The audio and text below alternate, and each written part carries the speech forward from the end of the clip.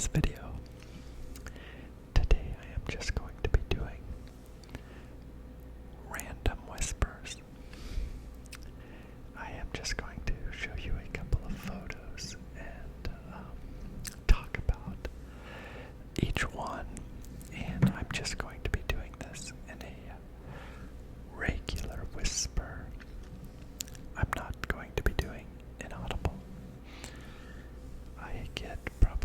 I used to just get only requests for inaudible, but now I get a lot of requests for regular whispers, so I gotta do a little bit of both.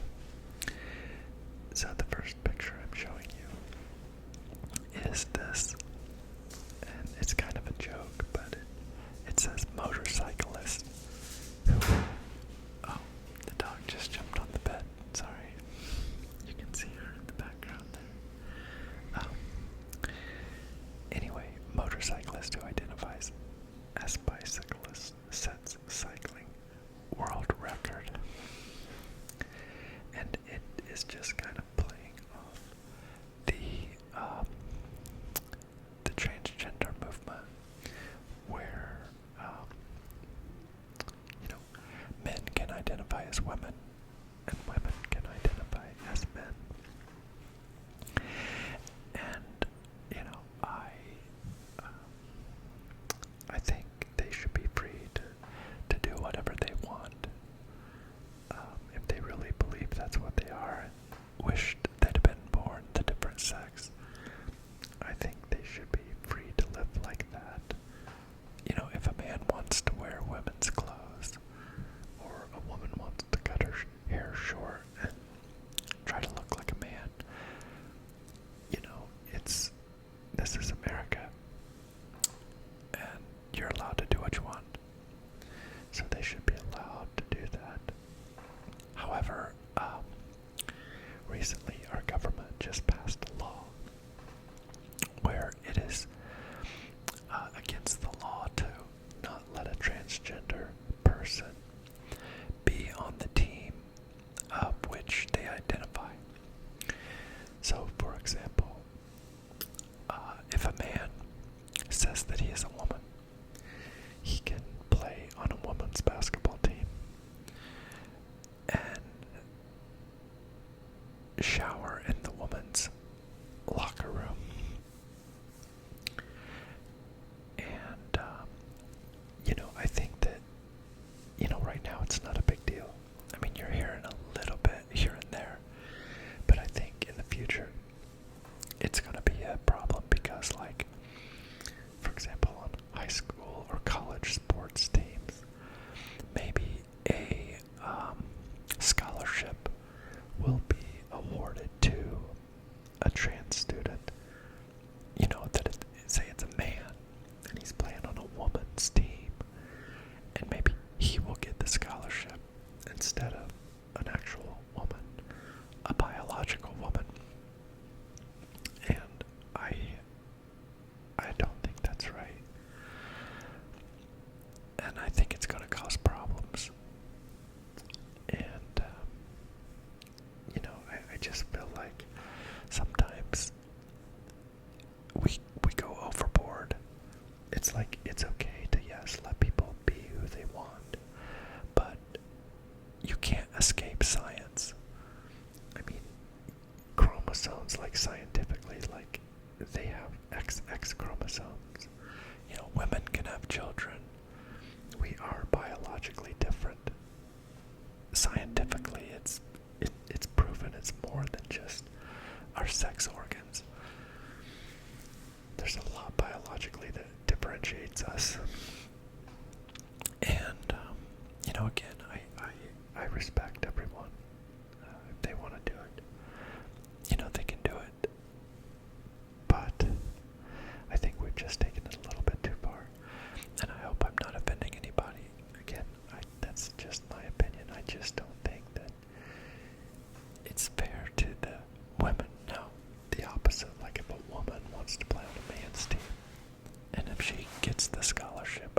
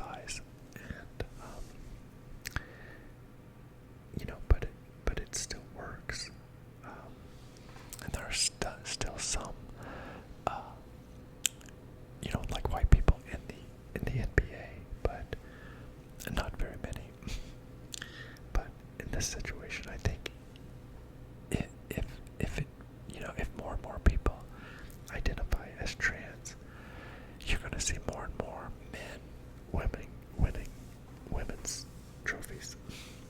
And I just think, again, in trying to fix a problem, sometimes we make it worse.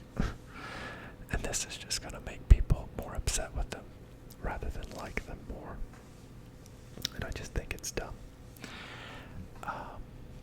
Next one, and again, I said this would be random. The only thing necessary for the triumph of evil is for good men to do nothing. And, I think that that's so true. If say, for example, a child or a woman is being attacked on a sidewalk, and two men are in a car and they drive by and see it. They see it happening. And they just keep driving. They don't stop to help. That is an example of evil triumphing. And it's sometimes it's hard and it's dangerous to step up and do something, And I think that the author of that is let me see who the author is. I've got to click on it to open it up. Edmund Burke. Yeah.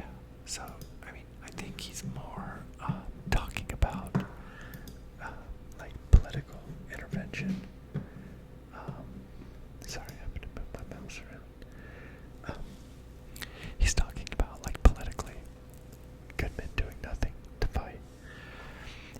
I like one of the things I regret about my youth is that I never went to the military because I regret not serving my country in that way. Like I've always voted and things like that, but I've never really, all of my effort has been in just being a good citizen, which is helpful to society. But I've always wanted to do just a little bit more than that to at least say I did this for my country. So there was part of me that thinks maybe one day, I could run for some sort of office locally, like maybe a town treasurer or like even mayor or even House of Representatives or something like that. I wouldn't rule it out. Just saying that maybe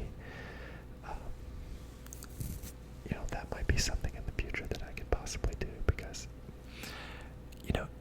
we might look at people like in Congress and the Senate and we think, oh gosh, they had to like go to Yale and all of these things, or Harvard, but it's not true. You have some just regular, good old-fashioned citizens in there. Very few, but most of them are well-connected, but it does happen. And it can happen, especially in smaller states like the one I live in. So, okay, moving along. This is one I like really well. What people believe prevails over the truth. And it's so true, and you can see it so much in society. That our belief systems are set up to where once we make a decision, it is very difficult to change our minds, even if it's not real. And this is really relevant, like along the lines of religion, where once people believe it, it's nearly impossible to change their minds. And it's like, Muslims truly believe in Allah and Muhammad, and Christians truly believe in Jesus, and Jews are still waiting for their Savior.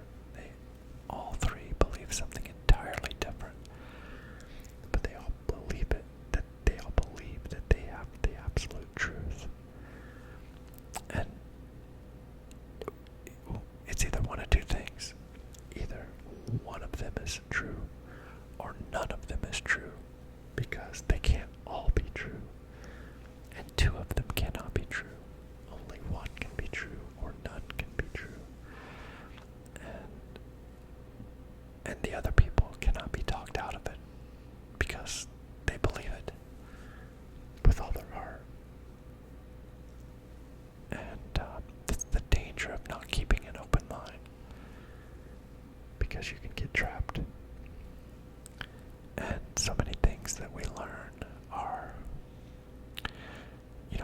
like Santa Claus, when kids really believe it, they really, really believe that a man in a red suit is coming down the chimney.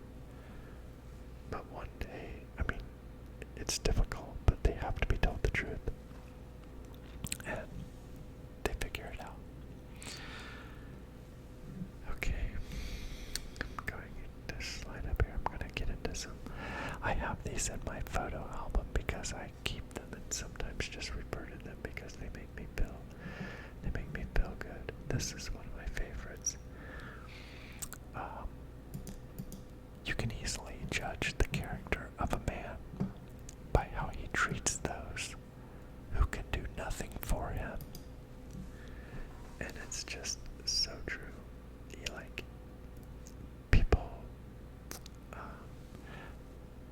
that are kind to animals or to other people, when there's nothing in it for them, that's when you know you've probably got a pretty good person as your friend or whoever you're dealing with.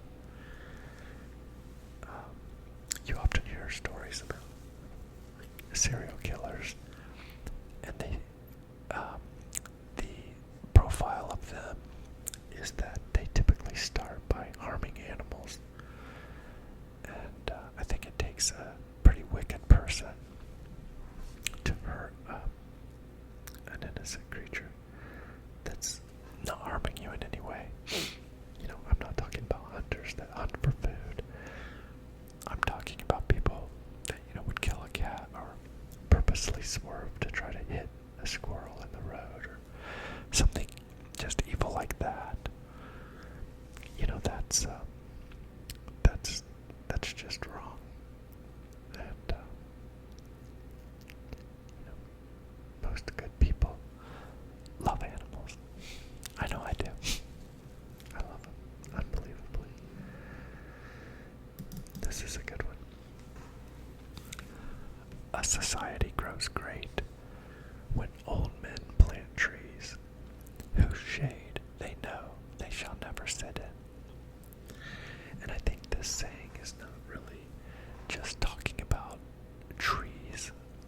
It's doing anything relevant that helps the future. And that's, again, when we do something today and it doesn't help us at all, but we know that it'll help somebody in the future, that's a sign of a great society. And unfortunately, we're not seeing very much of that nowadays. Everything's about no, me. There's so much selfishness and greed in the world. But there are still good people, and there are still good things happening. So that's good. Not everything is bad. This is one of my all-time favorites. It's by Mark Twain.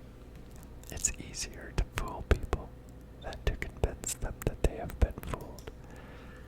And this goes back to that one about belief, and that once you believe something, even if it was a lie, it's just almost impossible to convince somebody that what they believe is a lie. And I think you can see a lot of that in politics in America right now, where Democrats and Republicans, one side believes something. Used to, they were damn near the same, but they've become pretty different now. There's some distinct differences between the two parties that makes it pretty easy to determine which one you want to be. Each party seems to want to go a different way, and I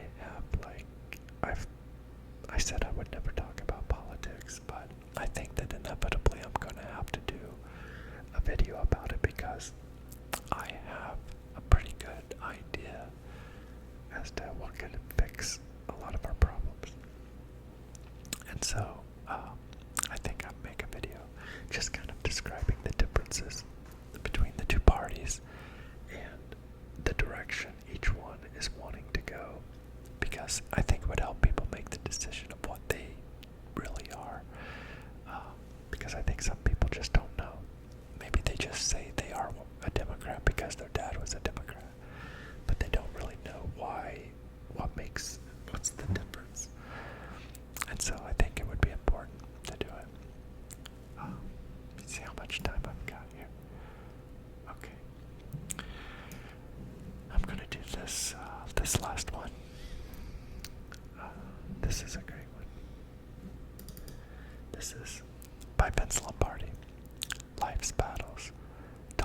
always go to the stronger or faster man.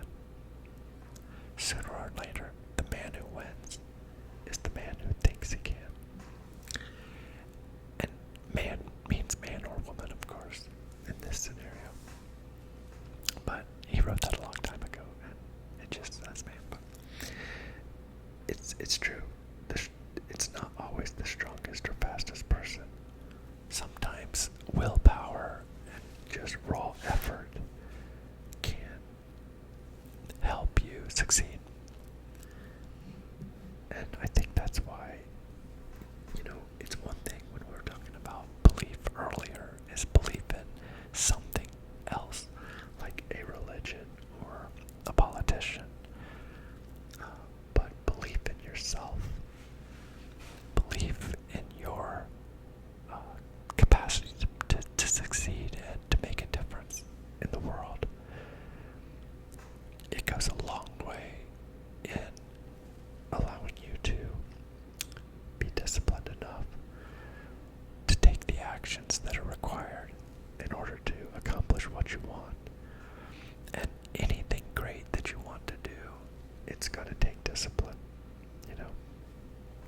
It really is. I mean, like, I can tell you that, like, for example, like if you wanted to lose weight, it takes discipline when you go to the grocery store not to buy cookies and ice cream. And then when you come home and you don't, and you eat something healthy for dinner, and though you're not really hungry, you just have cravings for sweets or something else, and you don't have them in your refrigerator, it can make you get grumpy or upset or even sad. But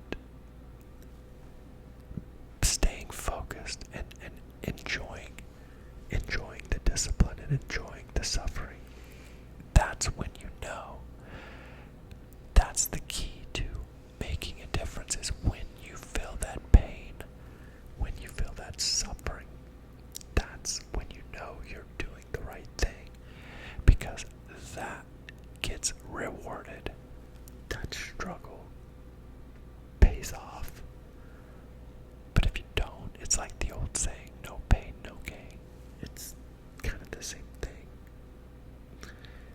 You have to suffer to make it, to pull something amazing off. If you want to get bigger muscles, you've got to suffer through the workouts. If you want to lose weight, you got to suffer through the diets. If you want to make a lot of money in jobs, you have to get a good education, or you have to work your way and battle your way up through an organization, or work a lot of hours. I mean, there's just so much that basically anything, if you want to accomplish something great, it's going to take suffering. And so that's how I get through it. That's how I, stay in good shape. Because I get those cravings. I want potato chips and I want candy. Now I have them sometimes as like cheese snacks, but I don't have them all the time. I don't have them as much as I want them because I want to stay slim. I want to live a long time. And so I think the number one thing you can do to live a long time is be skinny, because you just don't see a lot of old fat people. You just don't, because they die. Carrying around all that weight is hard on your body. But when you look at people who are 100, they're all skinny, every single one of them. If you make it to 100, I guarantee you're skinny. and pull up a picture, you'll see, pull up 100-year-old pictures on the internet, you'll see they're all skinny. So, anyway, thank you for spending time with me today, and I really appreciate all of you.